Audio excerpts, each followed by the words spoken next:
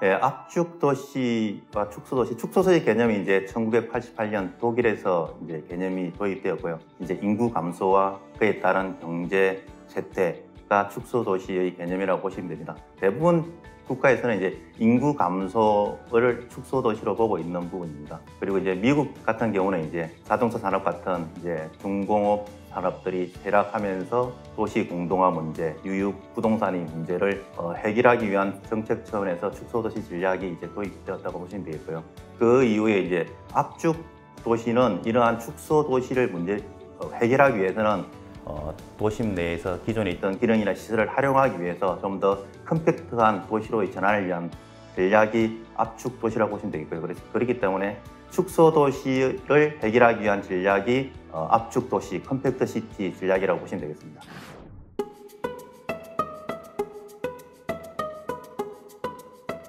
사실은 인구 이동이 원인이자 결과이긴 한데 이제 이게 지방 중소도시와 대도시는 전혀 다른 양상입니다. 지방 중소도시 같은 경우는 이제 인구 이동 외부의 유출이 특히 젊은 층의 유출이 심각하기 때문에 생기는 문제가 도시 쇠퇴의 문이고요.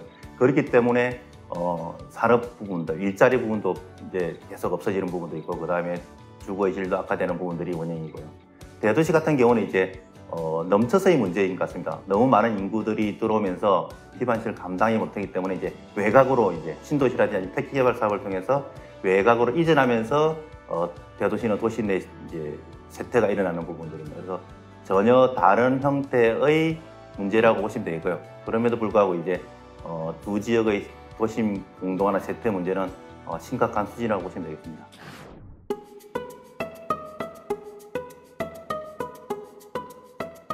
그 도시 재생의 성과가 뭔지에 대한 개념적인 부분 같습니다. 우리는 이제 대부분 많은 지자체들의 도시 재생 목표를 보면 우리는 인구를 5%, 10% 늘리겠다. 그리고 이제 일자리를 얼마큼 늘리겠다고 하는데 실질적으로 지방 중소도시는 1970년부터 그러니까 50년간 인구가 감소했던 지역입니다. 그 지역에 4년, 5년간의 사업으로서 인구가 증가할 수 있다라는 목표는 사실 어떻게 보면 우리가 알고 있는 도시 문제를 너무 쉽게 생각했던 부분이고요.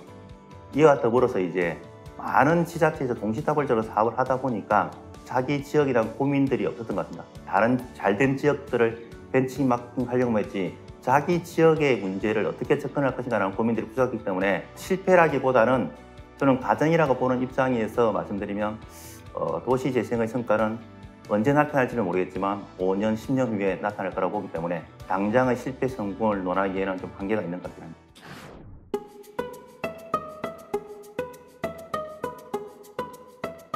압축 도시라는 게 이제 컴팩트하게 도시를 컴팩트하게 만든다는 겁니다. 그러면 이제 지금의 우리 도시는 컴팩트하지 않다는 거거든요. 왜냐하면 지방 중소도시를 보면 인구는 감소되는데 외곽 도시 스프롤, 외곽 확산, 난개발은 엄청나게 많이 일어나고 있는 부분입니다. 그랬을 때 행정 재정 측면에서는 상당히 손실이 많이 있고 같은 재정으로서 해결할 수 있는 문제가 제한될 수밖에 없는 부분입니다. 그런 측면에서는 이제 기존에 있던 유유시설들을 활용하면서 또 필요한 기능들을 하는 부분이고요.